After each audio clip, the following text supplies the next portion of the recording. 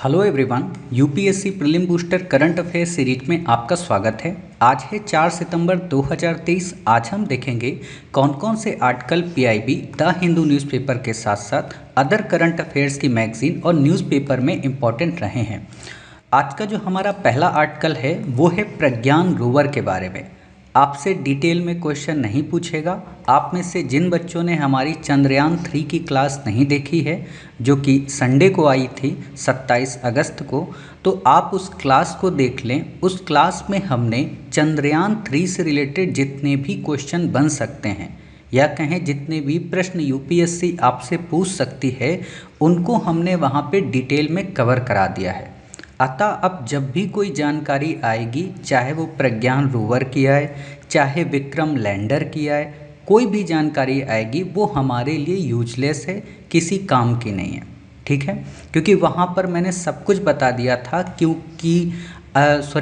आगे जाकर sleep mode में क्यों जाएगा, 14 दिन का रात्रि और 14 दिन का दिन क्यों होता है, या कहें कि लूनर डे क्या होता है। ठीक है, वहाँ पे सारी चीज़ें हमने क्लियर की हैं। तो आप में से जिन बच्चों ने उस वीडियो को ना देखा हो, वो यहाँ पर आई बटन पे क्लिक करके उस वीडियो को देख सकते हैं। ठीक है, या फिर आप वीडियो के अंत में जाके आपको रिकमेंड वीडियो में भी यहाँ पर शो कर देगा, आप उसमें भी जाकर देख सकते हैं। इतनी बातें क्लियर हो गई। अब बस हम इसको बस ऊपर ऊपर से देख लेंगे और इसको आर्टिकल को स्किप कर देंगे। आप जानते हो कि जहाँ पे विक्रम लैंडर ने लैंड किया था, उसका नाम भारत सरकार ने शिव शक्ति पॉइंट कर दिया है। ठीक है, प्रज्ञान रोवर ने इस जगह से लेके इतनी दूरी अपनी तय कर ली थी। ठीक है, वैसे ये प्रज्ञान रोवर नहीं है, ये मैं बता दूं। ठीक है, प्रज्ञान रोवर अपना अलग दिखता है। ये तो बस एक तरीके का यहाँ पे इमेजिनेशन में लगा दिया है, ये प्रज्ञान रोवर का चित्र नहीं है। ठीक है, तो यही यहाँ पे बातें बताई गई हैं कि चंद्रयान 3 जो 22 सितंबर 2023 को फिर से अपना कार्य करेगा, अगर सारी चीज़ें ठीक रहीं। क्योंकि पता होना चाहिए कि चंद्रमा में जब रात्रि होती है तो तापमान काफ़ी ज़्यादा नीचे गिर जाता है। तो उस स्थिति में एक डर ये भी रहता है कि हमारे यहाँ से जो भी इंस्ट्रूमेंट या जो भी पेलोड्स भेजे गए हैं, वो उसके बाद अपने आप को वर्कआउट कर पाएंगे या नहीं कर पाएंगे, ये देखना होगा। तो अभी हम उस पर क्वेश्चन पे ध्यान नहीं देंगे। हमें यहाँ पे बस एक लाइन जो उठानी है वो कहाँ पर काम आएगी, वो आपके मेंस के आंसर राइटिंग में काम आएगी, या जब आप इंटरव्यू में किसी को कोई बात कहेंगे, कोई पॉइंट आप बताएंगे, तो वहाँ पर आप इसको यूज कर सकते हैं। क्या है कि किसी परिस्थितिवश यदि रोवर ने काम नहीं किया, वही बात है ना कि अब ये स्लीप मोड में चला गया है। अब स्लीप मोड में जाने के बाद अगर ये नहीं उठा, एक्टिव नहीं हुआ, तो हम ये कहेंगे कि ये भारत के लूनर एम्बेसडर के रूप में चंद्रमा पर रहेगा। ये लाइन बहुत प्यारी है। इस लाइन का मतलब ये है कि भले ही हमारा प्रज्ञान रोवर काम ना करे, लेकिन हम फिर भी ये मानकर चलेंगे कि चंद्रमा पर कोई एक है जो भारत का प्रतिनिधित्व कर रहा है और जीवन भर करता रहेगा। इसका सेंस क्या है? इसका सेंस ये है कि इन फ्यूचर जब हम चंद्रयान 4 भेजेंगे, तो हम इसको भी ध्यान में रखेंगे कि हमारा एक पहले का साथी वहाँ पे अभी भी है और रक्षा कर रहा है।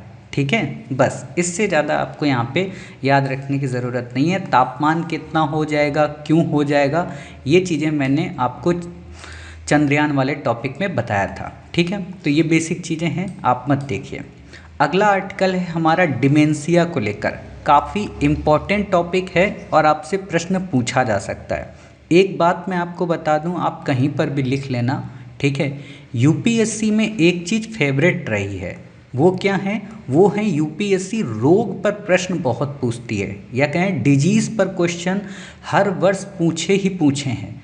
अब वो किसी भी प्रकार से हो सकते हैं। जैसे आपसे डिजीज़ पे क्वेश्चन पूछा जा सकता है कि इस डिजीज़ को कौन फैलाता है, या कहें वो वाहक कौन से हैं, वो जानवर कौन से हैं, वो जीव कौन से हैं, वो पशु पक्षी कौन से हैं, वो वायरस कौन सा है, वो कवक कौन सा है।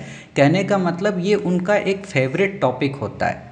तो कभी वो जीका पे क्वेश्चन इसलिए पूछ लेते हैं, कभी वो डिमेंशिया पे क्वेश्चन पूछ सकते हैं, कभी वो हेपेटाइटिस बी पे क्वेश्चन पूछ सकते हैं, कभी वो एचआईवी पे पूछ चुके हैं, है ना। तो हर बार वो किसी न किसी टॉपिक पे क्वेश्चन पूछते रहे हैं। लेकिन वो उन टॉपिक पर क्वेश्चन कभी नहीं पूछते हैं जो पब्लिकली काफ़ी ज़्यादा वायरल हो चुके होते हैं।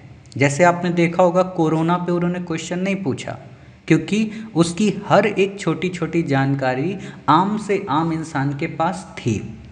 तो इन टॉपिक को आप ध्यान रखिएगा। डिमेंशिया हो गया, अल्जाइमर रोग हो गया, जीका वायरस हो गया, इबोला पे तो क्वेश्चन आ ही चुका है ना। तो इन पे प्रश्न बन जाते हैं। तो इन टॉपिक को जब आप पढ़ें तो न केवल टॉपिक को ध्यान से पढ़ें बल्कि उसके प्रति अपनी एक समझ बनाएं, क्योंकि कई बार क्वेश्चन डिटेल और डेप्थ में ना जाके कॉमन सेंस पे पूछा जा सकता है। अभी मैं आपको दिखाऊंगा वो सारे प्रश्न जो 3 से 4 वर्षों में पूछे गए हैं। क्लियर? तो अभी हम पहले इस आर्टिकल को कवर कर लेते हैं, लेकिन मैंने आपको एक ओवरव्यू दे दिया कि ऐसे आर्टिकल्स को आप कैसे पढ़ें और कैसे आपको याद रखने की ज़रूरत होती है। ठीक है, अब यहाँ पर मैं एक आपको माइंड मैप देना चाहता हूँ। माइंड मैप क्या कि जब भी आप ऐसे टॉपिक पढ़ें तो उनमें 5 से 6 चीज़ों को ध्यान में रखें। वैसे मैंने पहले भी एक बार ऐसे माइंड मैप दिया था। वो क्या ध्यान में रखें? पहला तो ये देखें कि ये रोग होता कैसे है। दूसरा ये देखें इस रोग को फैलाता कौन है। तीसरा ये देखें इस रोग का मानव पर क्या इम्पैक्ट पड़ता है। चौथा देखें कि इस रोग के लिए कोई वैक्सीन है या नहीं है। पांचवा देखें इस रोग के लिए दवा बनी है या कहें इलाज संभव है या नहीं है। छठा आप यहाँ पर देख सकते हैं क्या ये रोग मानव से मानव में ट्रांसमिट होता है या नहीं होता है। सातवां आप देखें कि इस रोग के संदर्भ में वर्ल्ड लेवल का क्या सिनेरियो है, अर्थात ये रोग केवल क्या इंडेमिक है या पेंडेमिक है या कहें कि बिल्कुल नाम मात्र की स्थिति में है, अभी इसकी पूरी तरह से चर्चा नहीं है। ठीक है, तो ऐसे एस्पेक्ट्स को आप माइंड में ध्यान रखें। आपसे ये क्वेश्चन नहीं पूछेगा कभी भी कि इसके लक्षण क्या हैं, इस पर यूपीएससी का ध्यान नहीं जाता। यूपीएससी का बस ये ध्यान जाता है कि इसके वाहक कौन हैं, इनके लिए दवा है या नहीं है, और लास्ट जिस पे क्वेश्चन बनता है वो ये कि भारत सरकार ने फलाने रोग के लिए कौन कौन सी स्कीम जारी की हैं। अब आप किसी भी रोग को उठाएं और इन 8 पॉइंट पर सेट करने की कोशिश करें। किसी भी रोग को आप उठा लें, चाहे HIV को उठा लें, चाहे हेपेटाइटिस B को उठा लें, चाहे कोरोना को उठा लें, चाहे अल्जाइमर को उठा लें, चाहे जीका को उठा लें, चाहे इबोला को उठा लें, कुछ भी आप उठा लें और इन 8 पॉइंट में फिट करके अपना शॉर्ट नोट्स बना लें। आपको चीज़ें याद रहेंगी हमेशा। ठीक है, तो अब हम इसी चीज़ को ध्यान में रखकर करते हैं। तो डिमेंशिया क्या है, पहले बेसिक से समझ लो। डिमेंशिया का मतलब होता है किसी भी व्यक्ति की याददाश्त में कमजोरी। याददाश्त का मतलब क्या होता है? याददाश्त का मतलब होता है कि उसके अंदर भूलने की क्षमता। कई बार आप में से कई सारे बच्चे होंगे जिनको कुछ चीज़ें याद नहीं रहती होंगी कि उन्होंने 2 दिन पहले क्या किया, 5 दिन पहले क्या किया, 10 साल पहले क्या किया या 15 साल पहले क्या किया। ठीक है, तो वो कहीं ना कहीं हल्का सा एक तरीके का आप कह सकते हो लक्षण है डिमेंशिया का। और यही चीज़ उम्र बढ़ने के साथ साथ बढ़ती जाती है, अर्थात 50 के ऊपर जब भी आप लोगों को देखेंगे, आपके घर परिवार में दादा दादी को आप देखेंगे तो उनकी भूलने की क्षमता बढ़ रही होगी। ठीक है, तो उसी को हम बोलते हैं जब कोई व्यक्ति भूलता है कि वो व्यक्ति डिमेंशिया का शिकार है। ठीक, डिमेंशिया में ही कई टाइप होते हैं। उन टाइप में एक टाइप को नाम दिया जाता है अल्जाइमर। ठीक है, अगर आपसे सिंपल से कोई क्वेश्चन पूछे कि अल्जाइमर क्या है तो वो भी एक भूलने की बीमारी है। क्यों? क्योंकि वो डिमेंशिया का एक टाइप है। इतनी बेसिक बातें समझ गए, अब आगे देखते हैं। ठीक, वैसे अब मैं आगे जो चीज़ें बताऊंगा वो आपकी सारी काम की हैं, तो आप उसको ध्यान में रखिए। पहली बात कि कर्नाटक राज्य ने इस डिमेंशिया को या कहें मनोभ्रंश को, मनोभ्रंश मत याद रखना, डिमेंशिया ही याद रखना, क्योंकि ये इंग्लिश वर्ड है और मैंने पहले भी कह रखा है कि रोग से संबंधित और रिपोर्ट से संबंधित आर्टिकल्स को आप इंग्लिश में ही पढ़ेंगे तो आपको आसानी रहेगी।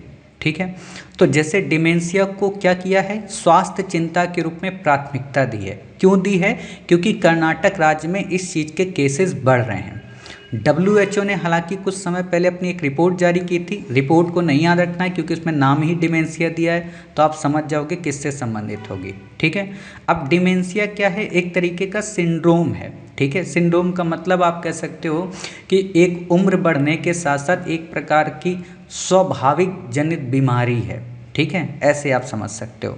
तो आमतौर पर पुरानी या प्रगतिशील प्रकृति का जो उम्र बढ़ने के जैविक सिद्धांत के सामान्य परिणामों से भिन्न संज्ञानात्मक कार्य में गिरावट की ओर ले जाता है। संज्ञानात्मक का मतलब ये होता है कि सोचने समझने की प्रक्रिया को कमज़ोर बनाता है।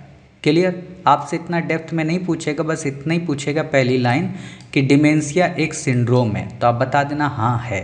ठीक, क्या क्या प्रॉब्लम होती है? सोच विचार नहीं पाता है, उसकी याददाश्त कमज़ोर हो जाती है, समझ अच्छी नहीं बना पाता है, किसी चीज़ की अच्छी गणना नहीं कर पाता है, नई चीज़ें वो एडॉप्ट नहीं कर पाता। इसीलिए आप देखिएगा आजकल के माता पिता से अगर आप ये कहते हो कि वो फेसबुक पे अकाउंट बना लें, या आप उनसे कहते हो कि आप लव मैरिज करना चाहते हो या लिव इन रिलेशनशिप में जाना चाहते हो, तो वो इस चीज़ का विरोध करते हैं। बल्कि वो विरोधी होते नहीं हैं, लेकिन क्योंकि वो इस चीज़ को समझने के प्रति उतने कैपेबल नहीं हैं या उतने मॉडर्नाइज नहीं हैं, और ये उनकी गलती नहीं है। इसीलिए आप में से जब भी कोई व्यक्ति अपने माता पिता को दोष देता है तो इस चीज़ को समझा करो कि उनकी एक अपनी उम्र है, उनके जीवन का अपना एक अनुभव है। तो उनको दोष ना देकर आप खुद को समझाया करो कि नहीं, गलती इनकी नहीं है, क्योंकि इन्होंने वो चीज़ देखी नहीं है, और जो उन्होंने देखी है वो आपने नहीं देखी। तो इसीलिए अनजाने में भी कभी भी अपने माता पिता की किसी भी रुकावट को, जो वो जिस चीज़ के लिए आपको रोकते हैं, उस पर बुरा नहीं मानना चाहिए। ठीक है, क्योंकि वो उनका एनवायरनमेंट है जो उनको बताता है कि अगर कोई बच्चा उनके गांव से बाहर जाएगा, वहाँ रहेगा तो बिगड़ जाएगा, क्योंकि उन्होंने देखा होगा।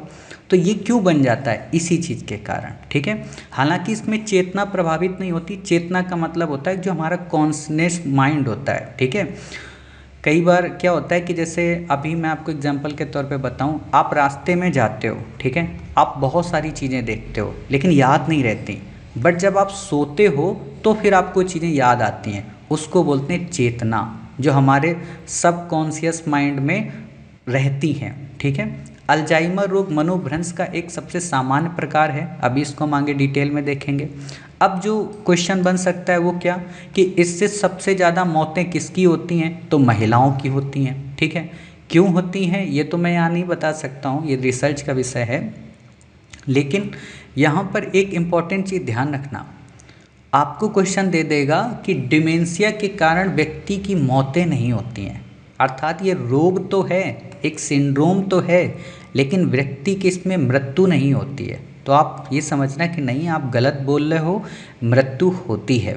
ठीक है, लक्षण क्या है आप इनको देख सकते हो कि अवसाद में, अब यहाँ पर ये मत लगाना, अब किसी बच्चे का मान लो ब्रेकअप हुआ है, ठीक है, और आप सोच रहे हो कि वो, या किसी का कोई लॉस हो गया, बिजनेस में लॉस हो गया, कोरोना टाइम पीरियड पे लोगों को बहुत सारी प्रॉब्लम फेस करनी पड़ी, ठीक है, तो आप ये देखकर नहीं कह सकते कि वो डिमेंशिया का शिकार हो गया, है ना।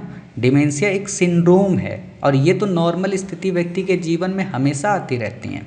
ठीक, तो इसलिए आप इसमें ऊपर वाले को प्रायोरिटी देना कि ये लक्षण दिखेंगे तब ये वाले थोड़े से दिख जाएंगे, तब हम कह देंगे कि अच्छा उसमें ये दिक्कत है। ठीक है, क्या कारण होते हैं? तो वही नॉर्मल कारण कि जो हमारे मस्तिष्क की कोशिकाएं हैं, जिनको हम न्यूरॉन्स बोलते हैं, न्यूरॉन्स क्या काम करते हैं? संदेश को ले जाते हैं एक स्थान से दूसरे स्थान। जैसे अभी आप इस वीडियो को देख रहे हो तो आंखें क्या कर रही हैं? आंखों की कोशिकाएं आपके मस्तिष्क को आदेश दे रही हैं, ठीक है, कि ये देखो, ये जो पढ़ा रहा है मास्टर, इसको समझो।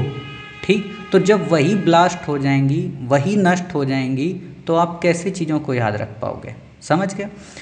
ये सिर में चोट, फिल्मों में आप देखते होंगे कि लोगों को चोट लग जाती तो याददाश्त चली जाती, तो वो इसी चीज़ से रिलेटेड है। HIV संक्रमण के कारण भी हो जाता है, ठीक है, ब्रेन ट्यूमर के कारण होता है, स्ट्रोक के कारण होता है।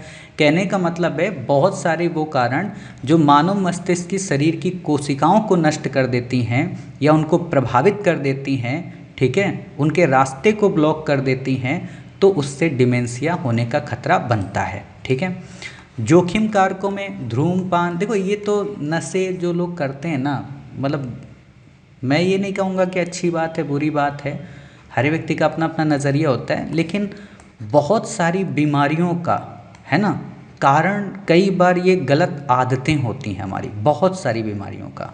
लेकिन मैं ये भी नहीं कह सकता हूँ कि कोई व्यक्ति जो बिल्कुल नशा नहीं करता कभी बीमार नहीं होता होगा, वो भी होता है, लेकिन ज़्यादा से ज़्यादा जो व्यक्ति बीमार होते हैं या उनके जीवन में कोई प्रॉब्लम्स आती हैं, चाहे खान पान को लेकर हो, धूम्रपान को लेकर हो, उसी के कारण होती हैं। ठीक है, उपचार क्या है? तो कोई इसका उपचार नहीं है। ये बात अलग है कि अभी कुछ समय पहले एक दवा बनाई गई थी लेकेनमैब नाम से, लेकिन वही है कि वो शुरू की अवस्था को तो ट्रीट करती है बट बड़े लेवल पे ट्रीट नहीं कर पाती है। तो इसलिए अभी हम उस दवा को मान्यता नहीं दे रहे हैं कि हाँ कोई उपचार उपलब्ध हो गया। हाँ, छोटे छोटे जो नैदानिक परीक्षण हैं, छोटे छोटे परीक्षण का मतलब आप ऐसे समझो कि जैसे कोरोना के टाइम पीरियड पे जब तक वैक्सीन नहीं थी, दवा नहीं थी, तो लोगों को पैरासीटामोल से ही काम चलाना पड़ा था। ठीक है, तो बस ऐसा ही समझ लो कि लोकल ट्रीटमेंट, जैसे आज तक पूरी दुनिया में जुकाम की कोई दवा नहीं बनी है। अगर आपको जुकाम होता है, ठीक है, इसकी कोई दवा नहीं होती है, आप कहोगे सर फिर भी ठीक तो हो जाते हैं, तो ठीक इसलिए हो जाते हो क्योंकि आपको जुकाम का इलाज नहीं किया जाता है, आपको निमोनिया का इलाज किया जाता है। पहले आपको जुखाम से बड़ी वाली अवस्था में डाला जाता है, निमोनिया आपको कराया जाता है, और निमोनिया का क्योंकि इलाज है तो इसलिए निमोनिया से आप फिर ठीक हो जाते हो। इसलिए जुखाम को ठीक होने में 3 से 4 दिन का समय लगता है। समझ गए? अब यहाँ पे बेसिक चीज़ें पढ़ लेना, ये नहीं पूछेगा कि कितने मिलियन लोग बढ़ जाएंगे, कितने मिलियन लोग कम हो जाएंगे, ये आपसे नहीं पूछेगा। पश्चिमी प्रशांत क्षेत्र का यहाँ क्या मतलब है?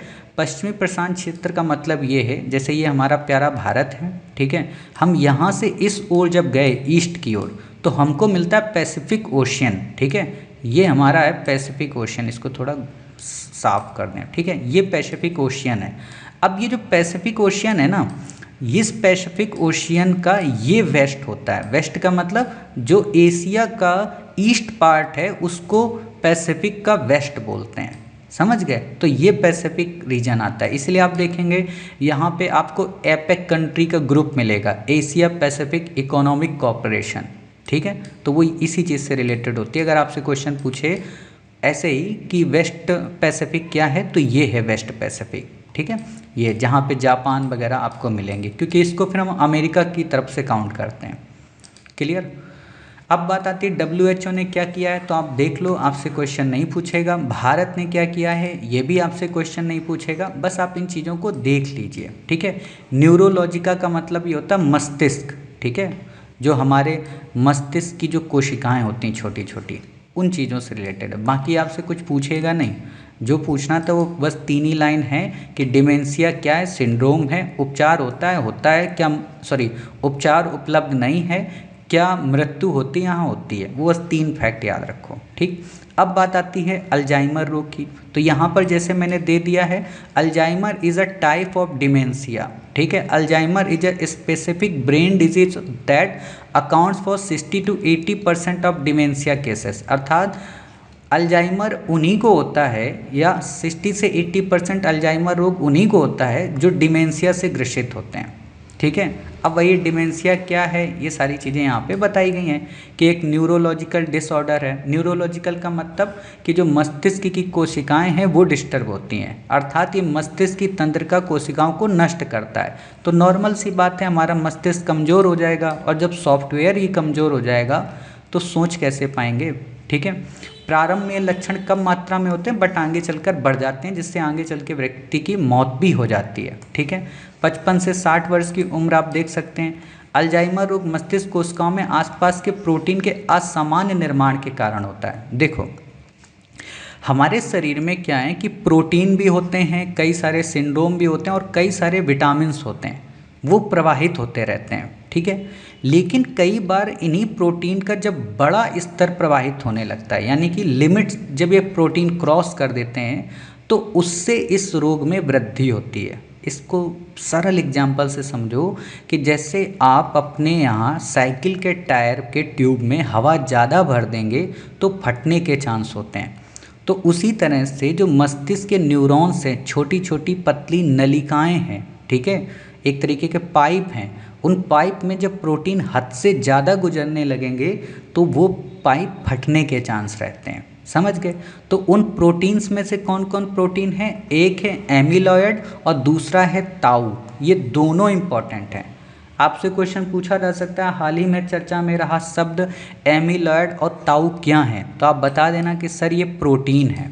ठीक है, टाउ एक प्रकार का प्रोटीन है जो अल्जाइमर रोगियों के मस्तिष्क में उलझी संरचनाओं में होता है। ठीक, अल्जाइमर एक ला इलाज बीमारी है, अर्थात इसका कोई इलाज नहीं है। अब यहाँ पर ये लाइन गलत लिखी हुई है। क्या गलत लिखी हुई है? मतलब ये तो ठीक लिखी हुई है, ये मिसप्रिंट हो गई है। बाकी हमारी जब मैगजीन PDF बन के आएगी तो वहाँ पे ठीक हो जाएगी, और आप लोग चाहें तो एडिट कर लेना। ठीक है, लिख लो पेज नंबर 8 पे आपको 1 2 3 चौथी लाइन को एडिट करना है। क्या करना है? अल्जाइमर लाइलाज बीमारी है, ये तो ठीक है, लेकिन यहाँ पे ये मिसप्रिंट हो गया। क्या हो गया? क्यों लाइलाज है? क्योंकि मस्तिष्क की कोशिकाओं को उनकी मृत्यु के पश्चात पुनर्जीवित नहीं कर सकती है। ये बस ध्यान रखना, ठीक है, नहीं कर सकती है। यहाँ पर लिख गया कि कर सकती है, तो ये गलत है कि अल्जाइमर एक लाइलाज बीमारी है जो मस्तिष्क की कोशिकाएं अगर एक बार नष्ट हो जाएं, टूट जाएं, बिखर जाएं, ठीक है, तो उनको ये फिर से पुनर्जीवित नहीं कर सकती। पुरुषों की तुलना में महिलाओं में ये ज़्यादा होता है। अब वही है कि महिलाएं ज़्यादा सोचती हैं क्योंकि जीवन भर उनको बड़ा संघर्ष करना पड़ता है।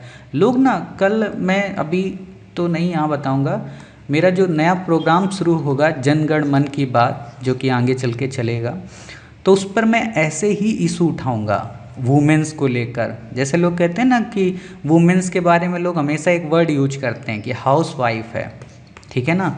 तो इस हाउस वाइफ का मतलब क्या है? हम क्यों पुरुष मानसिकता में हाउस वाइफ कहते हैं, है ना? उन एस्पेक्ट्स को ओपन करेंगे, और बदलते परिवेश में न्यू इंडिया में वुमेन का क्या रोल होना चाहिए, हर चीज़ से ऊपर उठकर, यानी कि पॉलिटिकल और पुरानी प्रथाओं से उठकर, जाति धर्म से ऊपर उठकर इन एस्पेक्ट्स को क्लियर कराएंगे, ताकि आप रियलिटी में समझ सको कि एक महिला क्या है और समाज में हमें उसके लिए क्या करना चाहिए, और हर उस छोटी से छोटी चीज़ को एड्रेस कर सको कि ये देखो, ये महिलाओं के लिए गलत मैसेज प्रोवाइड कर रहा है। ठीक है, जैसे आजकल के YouTube शॉर्ट्स आप बहुत देखते होंगे, वहाँ पर महिलाओं को एज अ प्रोडक्ट के रूप में यूज किया जा रहा है। ठीक है, तो उन चीज़ों पर भी हम डिस्कस करेंगे अपने इस प्रोग्राम में। ये थोड़ा देर से शुरू होगा क्योंकि अभी हमारा काम है कोर्स आपको कवर कराना। ये एक तरीके का मौज मस्ती वाला प्रोग्राम होगा। ठीक है, वर्तमान में अल्जाइमर रोग का कोई ज्ञात इलाज नहीं है, कई क्षेत्रों से संबंधित होता है, आप बस देख लेना। अब वही है जो मैंने बताया कि कुछ दिन पहले लेकेनमैप नाम की दवा की खोज की गई थी। दवा का मतलब ड्रग, ठीक है, यानी कि बीमारी होने के बाद की स्थिति को ठीक करना। वैक्सीन मैंने बताया था क्या होती, पहले काम करती है। ठीक, अब ये चीज़ें आप पढ़ लेना, किसी काम की नहीं है, बस देख लेना इस चीज़ को। अगला है आर्टिकल हमारा नीपा वायरस के बारे में। यहाँ पे तो कुछ नहीं है, ये आपको पढ़ने की ज़रूरत नहीं है। अगला आर्टिकल है नीपा वायरस के बारे में। इस आर्टिकल को मैं पढ़ा दूँ, फिर आपको बैक ईयर के क्वेश्चन से रूबरू कराऊंगा ताकि आपको चीज़ें और क्लियर हो जाएँ। तो पहले इस आर्टिकल को देख लो, इस पिक्चर को देख लो, और आपका पूरा आर्टिकल क्लियर हो जाएगा। देखो, हमारे देश में या कहें दुनिया में बहुत सारे चमगादड़ ऐसे होते हैं जो मांसाहारी नहीं होते, जो फलों को खाते हैं। ठीक है, कंदमूल फल वगैरह खाते हैं। तो सपोज़ करो इन चमगादड़ों ने, इनका मन किया कि ये किसी पेड़ पर जाएं और फल खाएं। ठीक, इन्होंने थोड़ा, अब ये पूरा तो खाएंगे नहीं जैसे इंसान खाता है, पूरी गुठली वगैरह सब चाट चाट के पूरा साफ कर दें, ऐसा तो नहीं करेंगे। ये थोड़ा सा खाएंगे और खाकर उसको छोड़ देते हैं, एक तरीके का जूठा कर देते हैं। तो इन्होंने मान लो यहाँ के 5 पेड़ों को जूठा किया। जूठा करने के बाद जब वो पेड़ से टूटकर गिर गए तो उनको किसी जानवर ने खा लिया या डायरेक्ट मनुष्य ने खा लिया। ठीक है, तो क्या होगा कि उस पर इनका लार्वा, इनकी जीभ की जो लार होती है, वायरस जो होता है, वो उस पर बना रहता है, और वो डायरेक्ट या तो जानवर के पास चला जाता है या मनुष्य के पास चला जाता है। अब वही है कि जानवर के पास गया और मनुष्य जानवर के संपर्क में आया किसी भी तरह से। कई लोग जैसे सूअर का मांस भी खाते हैं, ठीक है, तो उससे भी जा सकता है। कई लोग सूअर पालन भी करते हैं तो उससे भी जा सकता है। अर्थात इन द एंड आप कह सकते हो कि जो नीपा वायरस है वो इनडायरेक्टली, ठीक है, मानव में पहुंच जाता है और मानव उससे संक्रमित हो जाता है। इनडायरेक्टली वर्ड क्यों यूज कर रहा हूँ, क्योंकि चमगादड़ डायरेक्ट मनुष्य को कट्टू नहीं करता है, या कहें डायरेक्ट मानव के साथ बॉडी टच नहीं करता है। ठीक है, उसको किस नहीं करने आता है कि हाय सर कैसे हैं, ऐसा नहीं करता है वो। ठीक है, जैसे मच्छर करता है ना किस आके, चमगादड़ नहीं करता है, क्योंकि थोड़ा उसकी इज्जत वगैरह है ना। तो ये देख सकते हैं, ऐसे ही घोड़े के साथ में हुआ। ठीक, ऐसे ही खजूर खाया। कहने का मतलब आप समझ सकते हो ना कि वो क्या कर रहा, किसी पेड़ के माध्यम को जरिया बना रहा, इसीलिए इनको नाम दिया जाता है फ्रूट बैट।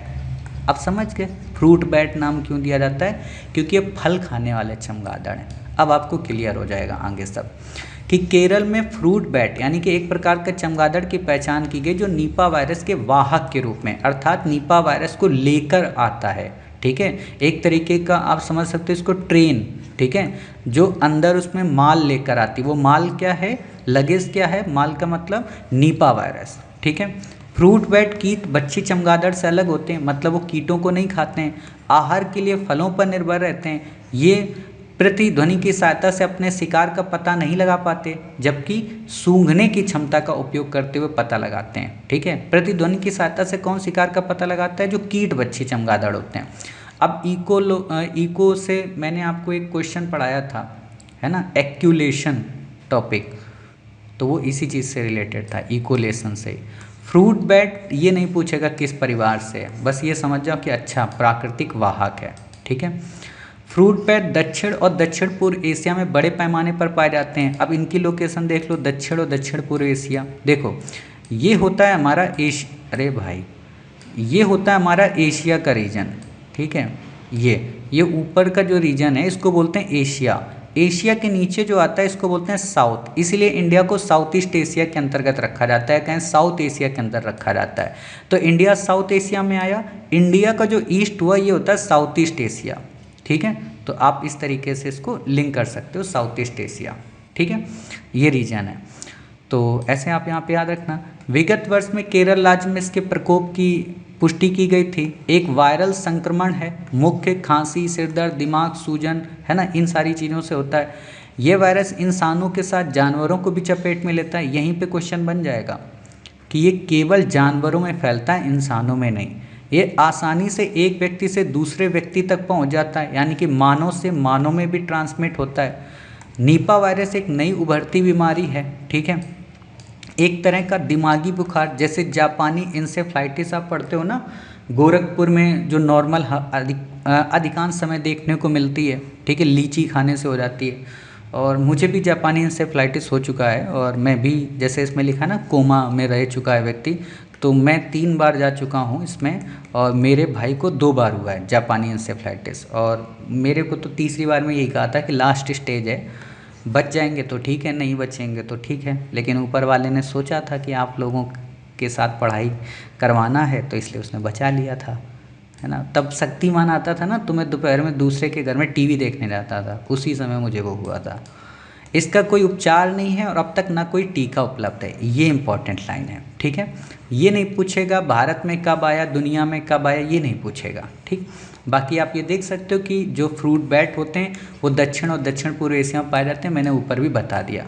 अब इनमें संबंध क्या है, तो फ्रूट बैट चमगादड़ के शरीर में बिना किसी बीमारी के मौजूद रहता है। ठीक है, अर्थात जो नीपा वायरस है, जरूरी नहीं चमगादड़ को कोई बीमारी हो, पहले से उसमें रहता है। बैट चमगादड़ जैसे किसी स्तनधारी मनुष्य सुअर के संपर्क में आता है। अब वही बात नहीं पिक्चर वाली, ये होता है पिक्चर का कमाल कि पहले पिक्चर दिखा दो, फिर आपको चीज़ें बताओ, चीज़ें ईजी हो जाएंगी। ठीक है, बाकी आप ये स्किप कर दो, आपसे क्वेश्चन नहीं पूछेगा। ठीक है, ये सारी चीज़, चलो अच्छा ये लाइन आपको बता देता हूँ। भारतीय विषाणु विज्ञान संस्थान के अनुसार इस वायरल का संक्रमण सर्वप्रथम टेरोपस प्रजाति के रूप में चिन्हित फ्रूट बैट से हुआ, ये एक प्रजाति है।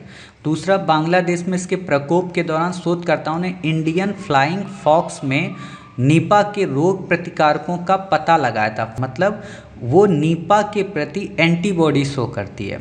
अर्थात अगर हम चाहें तो इस फ्लाइंग फॉक्स के जरिए इस नीपा की दवा बना सकते हैं, समझ गए। जैसे अभी जब कोरोना हुआ था तो लोग एंटीबॉडीज़ बढ़ाना चाह रहे थे, कुछ लोगों ने पपीते से बढ़ाई, कुछ लोगों ने बकरी के दूध से बढ़ाई, है ना, तो वही चीज़ समझो आप। चमगादड़ों से जुड़ी अन्य बीमारियां कौन सी हैं, आप बस देख लो, क्वेश्चन नहीं पूछेगा। सरस कोरोना वायरस आपसे नहीं पूछेगा, ये भी कुछ नहीं पूछेगा कि इंडियन फ्लाइंग फॉक्स 50 से अधिक वायरस का वाहक है। ठीक, आपसे कुछ भी नहीं पूछेगा। पृथ्वी पर, अच्छा कुछ बच्चों को ये कन्फ्यूजन हो जाएगी, क्योंकि अब मैंने भी अभी पढ़ा है तो मुझे भी लग रहा है कि हो सकता है कि इंडियन फ्लाइंग फॉक्स में 50 से अधिक वायरस का वाहक है। अर्थात जो इंडियन फ्लाइंग फॉक्स है ना, वो भी एक तरीके की वायरस फैलाने वाली या कहें रोग फैलाने वाला जीव है, ठीक है। लेकिन ध्यान देना कि वो वैसे तो फैलाता है, बट उसके ऊपर नीपा वायरस का कोई असर नहीं होता है। बस ये समझने की बात है। जैसे छोटी सी बात है, नॉर्मली तो इंसान दुष्ट प्रजाति के होते हैं, है ना, जहर ही उगलते रहते हैं, लेकिन इंसानों में कुछ चीज़ों को लेकर एंटीबॉडी होती है। तो बस ऐसे ही समझ जाओ आप। क्लियर? वैसे पूछेगा नहीं। तो ये बस बेसिक बातें हैं, क्यों हो जाता है, तापमान बढ़ जाता है, ये आपसे नहीं पूछेगा। अब मैं आपको बैक ईयर के क्वेश्चन सारे दिखा देता हूँ ताकि आपके माइंड में एक पिक्चर क्लियर रहे, ठीक है। ये देखो 2016 में आया हुआ यूपीएससी का प्रश्न है, 2016 का प्रश्न है। आपसे इसमें सिंपल सी बातें पूछी थी और कॉमन सेंस की ज़रूरत थी। विषाणु संक्रमित कर सकते हैं, यानी कि वायरस किस किस को संक्रमित कर सकते हैं? जीवाणुओं को, कवकों को यानी कि फंगी को, पादपों को मतलब पेड़ पौधों को। तो अगर आपके अंदर इतनी बुद्धि होती कि हाँ वायरस से पेड़ पौधे प्रभावित होते हैं, ठीक है, उनको नुकसान हो सकता है, तो आप समझ जाते तीसरा सही है, तो आप ये एलिमिनेट कर देते और इन तीन में आप चेक करते। फिर बात आती जीवाणुओं को, तो आपको पता है हाँ सर बैक्टीरिया में भी कई बार विषाणु संक्रमित कर देते हैं, ठीक है, तो पहला सही हो जाता, तो ये हमारा बी कट हो जाता। कहने का मतलब इस क्वेश्चन को जनरल नॉलेज के हिसाब से न लगा के कॉमन सेंस का यूज करते हुए आपको करना था कि सर इसके तीनों के तीनों यहाँ पे ये सही हो जाएंगे, अर्थात इसका ऑप्शन हमारा डी सही होगा। ये कॉमन सेंस के प्रश्न होते हैं और ये तब आपके अंदर डेवलप होंगे जब आप ऐसे टॉपिक को इस तरीके से पढ़ेंगे जैसा मैंने आपको पढ़ा दिया, ठीक है। अब क्वेश्चन आ जाए नीपा वायरस को लेकर तो आप आसानी से कर लोगे। अब एक क्वेश्चन मान लो ऐसे ही आ जाए कि नीपा वायरस उसी से फैलता है जिससे कोरोना फैला, तो आपकी बुद्धि कहेगी ना अरे बेवकूफ़ क्यों बना रहे हो भाई, चमगादड़ से थोड़ा ना कोरोना फैला है पूरी तरह से, आप उसको हटा दोगे। क्यों? क्योंकि नीपा वायरस फैलता है किससे? फ्रूट बैट से। और कोरोना अगर फैला होगा तो या तो लैब से बन के फैला और या तो कीट बच्ची वाले चमगादड़ से फैला होगा, तो हम कंफर्म तो नहीं कह सकते, तो ये हमारा लाइन गलत हो जाएगी। ऐसा ही यूपीएससी ने क्वेश्चन पूछा है, मैं आपको दिखाता हूँ एक बार। देखिए ये 31 नंबर का प्रश्न, ये देखिए यूपीएससी ने ही पूछा है ना। तो ऐसा ही इसलिए कहता हूँ कॉमन सेंस बाद में क्लास करने के बाद थिंकिंग किया करो बैठ के कि नया नया क्वेश्चन क्या बन सकता है। ये देखो 31 है, 2017 में आया था कि उष्णकटिबंधीय प्रदेशों में जीका वायरस रोग उसी मच्छर द्वारा संचरित होता है जिससे डेंगू संचरित होता है। ये बात अलग है कि यह सत्य था, ठीक है। एडीज एजिप्टी जो मच्छर होता है, जब जीका वायरस पढ़ाएंगे तो ये कॉमन सी बात है, ये सही है, तो ये हमारा गलत हो गया, ये गलत हो गया। अब हमारा ए और सी बच रहा है। फिर कह रहा है जीका वायरस का लैंगिक संचरण होना संभव है, मतलब अगर कोई भी व्यक्ति फिजिकल इंटरकोर्स करता है तो उससे एक व्यक्ति से दूसरे व्यक्ति में संचरण होना संभव है, तो बिल्कुल सही बात है। तो इसका हमारा आंसर क्या आ गया? सी आ गया, ठीक है, तो ये हो गया। फिर देखो एक क्वेश्चन और आया था, क्या आया था ये वाला क्वेश्चन, ये भी बिल्कुल कॉमन सेंस से यूज करना है, यहाँ पे ज़्यादा बुद्धि मत लगाना। क्या है कि पक्षी, उड़ती धूल, वर्षा, बहती हवा कौन से पादप रोग फैलाते हैं? नॉर्मल सी बात बताओ, पक्षियों में बहुत सारे पक्षी होते हैं जो रोग के वाहक होते हैं, तो हमने कहा पहला सही हो जाएगा, ये कट हो जाएगा। उड़ती धूल, डस्ट में भी बहुत सारे रोग होते हैं, तो यानी कि दूसरा सही हो जाएगा, ये कट हो गया, ठीक। वर्षा से भी बहुत सारी बीमारियां होती, मतलब ऐसे ही सोच लो कि बीमारियां किन किन से हो सकती हैं, ठीक। तो 1 2 3 सही हैं, तो ये कट कर दो, हमारा डी आ गया, 4 अपने आप सही होगा। समझ के? कॉमन सेंस इसको बोलते हैं। 2018 का प्रश्न है, सोच सकते हो आप, ठीक है। एक क्वेश्चन और आया था, मुझे याद है शायद 2013 में आया है, आप बैक ईयर में देखिएगा, टैटू वाला क्वेश्चन। उसमें क्या ऑप्शन था? शायद चिकनगुनिया था, HIV था और एक और चीज़ थी, ठीक है, 3 चीज़ें थी। चिकनगुनिया तो टैटू से नहीं फैलता, लेकिन ये दोनों संक्रमण से फैल जाते हैं। उसको आप ऐसे थिंकिंग कर सकते थे कि जब टैटू बनाया जाता है तो उसमें एक सुई टाइप को यूज किया जाता है जिससे शरीर के ब्लड को गोदा जाता है, ठीक है। कॉमन सेंस इसको बोलते हैं। यूपीएससी देखो नॉलेज वाले क्वेश्चन नहीं पूछती है, उसको पता है कि नॉलेज के लिए IITians हैं, वो क्रैक कर लेंगे एग्जाम, वो कॉमन सेंस वाले क्वेश्चन पूछती है। और कॉमन सेंस डेवलप होता है स्टडी से, थिंकिंग से। जिस तरीके से मैं पढ़ा रहा हूँ ऐसे, बाकी पढ़ लेने से कोई फायदा नहीं होता है, ठीक है। अगला आर्टिकल है शहरी सहकारी बैंकों में प्रशासन को लेकर। देखो इस आर्टिकल को हम अपनी इकोनॉमी की क्लास में कराएंगे, तब आपको बहुत अच्छे से समझ में आएगा। यहाँ बस मोटा मोटा समझा दे रहे कि भारत में जब भी हम बैंकों को पढ़ते हैं तो मोटे तौर पे दो पार्ट में डिवाइड होती हैं। एक होती है वाणिज्यिक बैंक और एक होती है सहकारी बैंक, ठीक है। एक तीसरी आपको और मिलती है प्राथमिक साख समितियों को लेकर, वो मैं यहाँ नहीं बता रहा, मैं भी बस बता रहा हूँ वाणिज्यिक बैंक और सहकारी बैंक। सहकारी का मतलब होता है कोऑपरेटिव्स। कोऑपरेटिव्स को आप एक तरीके से ऐसे कह सकते हो कि कई लोगों का मिला जुला रूप, एक ग्रुप, जहाँ पर लोग नो प्रॉफिट नो लॉस के अंतर्गत एक जगह पैसा इकट्ठा करते हैं और अपने बिजनेस को एम्पावर करने की कोशिश करते हैं, ठीक है। तो ये हो गए कोऑपरेटिव। वाणिज्यिक में क्या होता है कि ये प्रॉफिटेबल होते हैं, इनको एक पैसा चाहिए होता है, एक अमाउंट चाहिए होता है जिससे ये अपने पूरे इंस्टीट्यूशन को रन करते हैं। क्लियर, ये मेन बेसिक डिफरेंस है। इनको कई सारे नियमों के अंतर्गत बंधित किया जाता है, ठीक है। आरबीआई इनको डायरेक्ट रेगुलेट करती है। सहकारी बैंकों को डायरेक्ट या कहें उस तरीके से रेगुलेट नहीं किया जाता या उतने ऑब्लिगेशन नहीं लगाए जाते, उतने नियम इम्पोज नहीं किए जाते जितने वाणिज्य में किए जाते हैं। और भी बहुत सारे डिफरेंस हैं, ठीक है, वो मैं यहाँ नहीं पढ़ाने वाला, ठीक। तो आप समझ गए इतनी बातें। अब सहकारी बैंकों में ही उनको दो पार्ट में बांटा जाता है। एक होता है ग्रामीण लेवल पे जो रूरल होते हैं और दूसरे होते हैं अर्बन लेवल पे। अभी हमको यहाँ पे अर्बन कोऑपरेटिव बैंक्स के बारे में पढ़ना है, ठीक है। और उसमें भी बस बेसिक ये जान लो कि अर्बन कोऑपरेटिव बैंक्स में काफ़ी सारी कमियों को देखने के बाद भारतीय रिजर्व बैंक ने डिसाइड किया कि हम इसके एडमिनिस्ट्रेशन को मजबूत करेंगे। तो नॉर्मल सी बात है, एडमिनिस्ट्रेशन को मजबूत करने के लिए हर एक चीज़ पर ध्यान देना पड़ेगा, ठीक है। चाहे उसके वित्तीय व्यवस्था की बात हो, चाहे वहाँ टेक्नोलॉजी की बात हो, चाहे उसमें ऋण देने की सुविधा की बात हो, ठीक है। तो उन सारे सुधारों को इन्होंने किया है। तो आपसे ये तो नहीं पूछेगा सुधार क्या क्या किए हैं। यूपीएससी ने ऑलरेडी इस पर 2021 में एक प्रश्न पूछा था और वो बिल्कुल सिंपल सा था।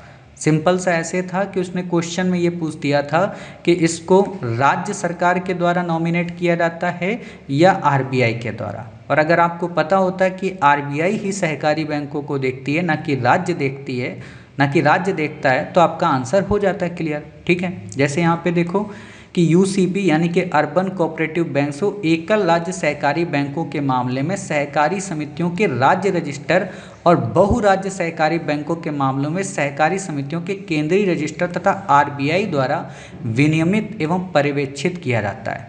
और इसी लाइन पे क्वेश्चन था यूपीएससी में, मैं आपको एक बार दिखा देता हूँ। ये देखिए क्वेश्चन, ठीक है, कि भारत में सहकारी बैंकों के संदर्भ में कथनों पर विचार कीजिए। राज्य सरकारों द्वारा स्थापित स्थानीय मंडलों द्वारा उनका पर्यवेक्षण और विनियमन किया जाता है। स्थानीय मंडलों नहीं, किसके द्वारा? आरबीआई के द्वारा। तो ये गलत होता आपका पहला ऑप्शन, दूसरे से हमें कोई मतलब ही नहीं था। समझ गए? तो ये बेसिक चीज़ें होती हैं जो पता होनी चाहिए, ठीक है। तो ऐसे क्वेश्चन आते हैं सिंपल सिंपल। आप क्या करें, इस आर्टिकल को पढ़ लें। इस आर्टिकल में वैसे तो मैं ये कहूँगा इस आर्टिकल को आप स्किप कर दो, क्योंकि यहाँ समझ में नहीं आएगा जब तक कि आप में से जिस बच्चे ने इकोनॉमी अच्छे से नहीं पढ़ी होगी। इसीलिए मैं इस आर्टिकल को यहाँ से स्किप करा रहा हूँ। पढ़ाने को मैं पढ़ा दूंगा और वैसे मैंने थोड़ा बहुत तो पढ़ा ही दिया है, ठीक है, लेकिन वो किसी काम का नहीं है। नोट्स आपका यहाँ से नहीं बनेगा। टीयर 1 क्या है, टीयर 2 क्या है, टीयर 3 क्या है, टीयर 4 क्या है, ये आपको नहीं पढ़ना है, ठीक है। कितनी संस्थाएं कितनी नहीं है आपसे नहीं पूछेगा, आप इसको हटा दो। चिंताएं क्या हैं आप इसको मत ध्यान दो, लेकिन ये पॉइंट ध्यान दो। इन पॉइंट्स का आप यूज कर सकते हो भारत में बैंकों की समस्याओं को उजागर करने में, कि वित्त की कमी, शासन संबंधी इशू, ठीक है, अनुपालन जैसी चुनौतियां, जोखिम प्रबंधन, इन चीज़ों को आप यहाँ पे एड्रेस कर सकते हो। ऋण जोखिम, तरलता जोखिम। अब जैसे तरलता शब्द ये आया, ठीक है, तो अब यहाँ तो नहीं समझ में आएगा। बस एक लाइन में बता दूँ कि मुद्रा के प्रवाह को तरलता बोलते हैं, कि किसके पास कितनी मुद्रा है या बाजार में कितनी मुद्रा संचालित हो रही है, चलायमान है, उसको तरलता बोलते हैं। ज़्यादा होगी तो महंगाई बढ़ेगी, है ना। तो ये चीज़ें हैं। आईटी अवसंरचना या साइबर सुरक्षा, ये बेसिक चीज़ें हैं, ठीक है। यूसीबी के लिए आरबीआई की सिफारिशें क्या हैं, आप इनको देख लेना। ये नहीं, ये मेंस का वैसे क्वेश्चन था, देखो ये मेंस का क्वेश्चन था, मैंने इसको डाल दिया ताकि आपको बैक ईयर्स के क्वेश्चन से रूबरू करा सकूँ, ठीक है।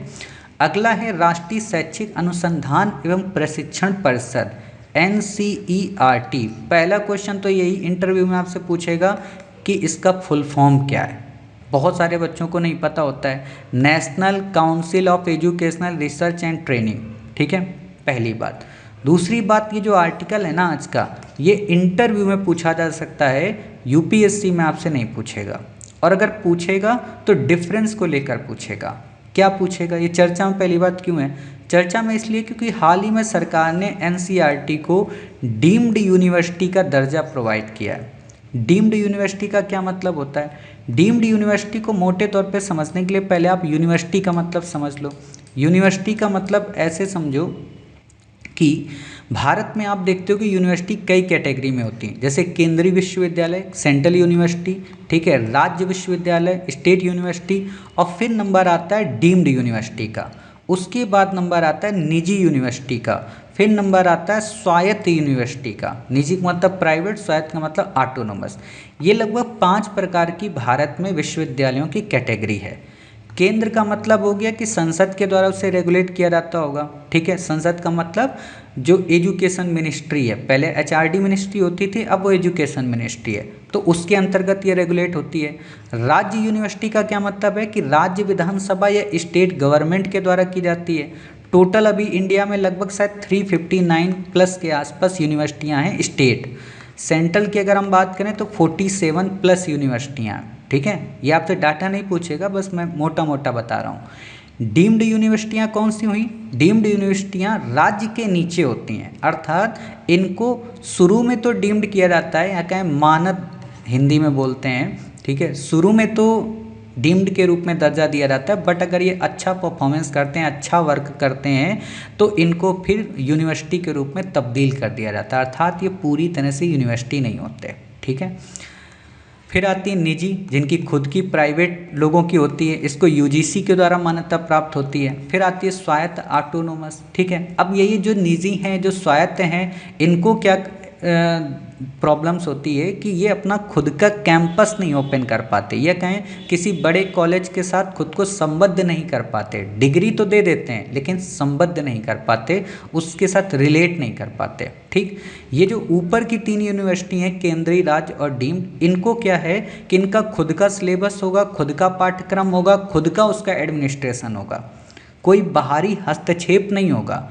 ये भारत के बाहर के किसी भी व्यक्ति को बुला सकते हैं, रिसर्च कर सकते हैं, किसी टॉपिक पे डिटेल में रिसर्च कर सकते हैं, ये सारी चीज़ों की सुविधाएं होती हैं। खुद का सिलेबस होता है, इनकी जो डिग्री होती है ऑल ओवर इंडिया में मान्य होती है। बस इतनी बेसिक चीज़ें जाननी थी, ये इंटरव्यू में पूछेगा, बाकी आपसे कहीं भी क्वेश्चन नहीं पूछेगा। और जब मैं इंटरव्यू में आपको इंटरव्यू की जब तैयारी कराऊंगा तब भी आपको बता दूंगा। अभी बस स्किप कर दो, क्योंकि सारी जानकारी से अपने दिमाग को क्यों कुंद बनाओगे। बस इतना तो जान गए ना कि केंद्रीय यूनिवर्सिटी, राज्य यूनिवर्सिटी, डीम्ड में और निजी में और ऑटोनोमस, स्वायत्त में क्या डिफरेंस है, ठीक है। अब ये एनसीईआरटी क्या है? एक स्वायत्त संगठन है। ऑटोनोमस संगठन वो होता है जो खुद के फंड से अपनी व्यवस्थाओं को संचालित करता है, या खुद का एडमिनिस्ट्रेशन खुद से देखता है, अर्थात जिसको बाहर से पैसे लेने की, अनुदान की ज़रूरत नहीं पड़ती है, ठीक है। जैसे एनसीईआरटी क्या है? खुद की किताबें पब्लिश करता है, तो इससे उसको पैसा मिलता है, तो उसी से अपने पूरे संस्था को रन करता है, ठीक। 1961 में सोसाइटी पंजीकरण अधिनियम के अंतर्गत रजिस्टर्ड हुआ था। स्कूली शिक्षा के संदर्भ में सलाह देता है, चाहे स्टेट गवर्नमेंट हो या सेंट्रल गवर्नमेंट हो। कौन कौन से कार्यक्रम हैं तो आप देख सकते हो, रिसर्च और इनोवेशन को प्रमोट करना, सिलेबस के डेवलपमेंट की बात करना, पाठ्य पुस्तकों में किस तरीके से नई नई चीज़ें इंक्लूड की जाएं उसको बताना, जो वोकेशनल एजुकेशन है उसको प्रमोट करना, किस तरीके का मूल्यांकन और आकलन होना चाहिए उसकी बात करना।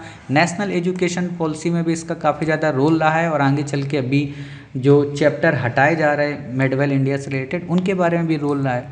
इसने कई सारी पहलों की शुरुआत की है, जैसे जादुई पिटारा, जिसमें खेल से रिलेटेड चीज़ें बच्चों को बताई जाएंगी, समझाई जाएंगी। तो अगर क्वेश्चन आ जाए जादुई पिटारा क्या है तो आप बता सकते हो।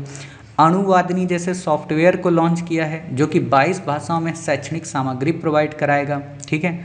बस बाकी इसने जो करंट में चल रही जो भी हमारी टेक्नोलॉजी हैं, चाहे ऑगमेंटेड रियलिटी हो, वर्चुअल रियलिटी हो या आर्टिफिशियल इंटेलिजेंस हो, उनको भी एजुकेशन में लिंक कराने का काम किया है। आगे चलकर ये चाह रहा है कि जो कोविड-19, कहने का मतलब एजुकेशन को न्यू इंडिया के हिसाब से लॉन्च करना, कि हमारे जो हॉट टॉपिक होते हैं जैसे चंद्रयान 3 अभी तो हम लोग पढ़ रहे, लेकिन ये चाहता है कि हर एक बच्चा, हर एक युवा पढ़े चंद्रयान 3 को, कोविड-19 महामारी को मैनेजमेंट कैसे किया जा सकता था, ताकि व्यक्ति के जीवन में मैनेजमेंट की कैपेबिलिटी आ सके, पुरानी ओल्ड फैशन की किताबों से दूर हटकर वो नया कुछ सोच सके। ठीक है, डीम्ड यूनिवर्सिटी क्या है आप यहाँ पे देख सकते हो, वही बेसिक चीज़ें हैं। ठीक है, कि यह संसद या राज्य विधानमंडल किसी अधिनियम द्वारा स्थापित या निगमित नहीं है, ऐसी लाइन आएगी।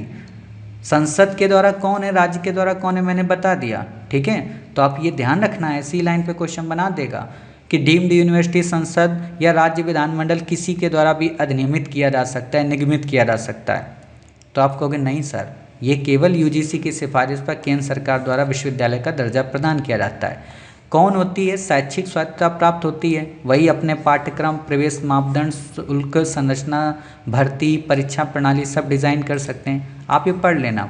डे नोवो श्रेणी क्या है? डे नोवो का मतलब ये होता है ज्ञान के उभरते नए क्षेत्र, जैसे नैनो टेक्नोलॉजी हो गई, बायोटेक्नोलॉजी हो गई, स्पेस टेक्नोलॉजी हो गई, उन पर इनोवेशन करना, उन पर एजुकेशन को प्रमोट करना। ठीक है, तो उसके अंतर्गत इसको एनसीईआरटी को डाला गया है।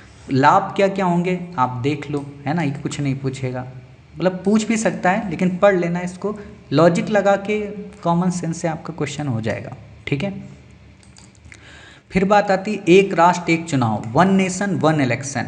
ये देखो मेंस का टॉपिक है, मैं यहाँ नहीं पढ़ाने वाला आपको, बस यहाँ जो प्रीलिम्स से रिलेटेड क्वेश्चन बन सकते हैं उसके बारे में बस जिक्र करूँगा, बाकी आप इस पीडीएफ को पढ़ लेंगे आपको क्लियर हो जाएगा क्वेश्चन इसमें कैसे आएंगे। तो मैं देखो, जब भी आप ऐसे क्वेश्चन आपको मिले ना, जैसे एक क्वेश्चन आजकल चल रहा है इंडिया वर्सेस भारत। ठीक है, ईमानदारी से भाई साहब कहूँ, आप सच में अगर यूपीएससी की तैयारी करना चाहते हो ना, तो ऐसे मुद्दों से बचना, बहस करने से, डिस्कस करने से कि इंडिया होना चाहिए कि भारत होना चाहिए, वन नेशन इलेक्शन होना चाहिए कि नहीं होना चाहिए।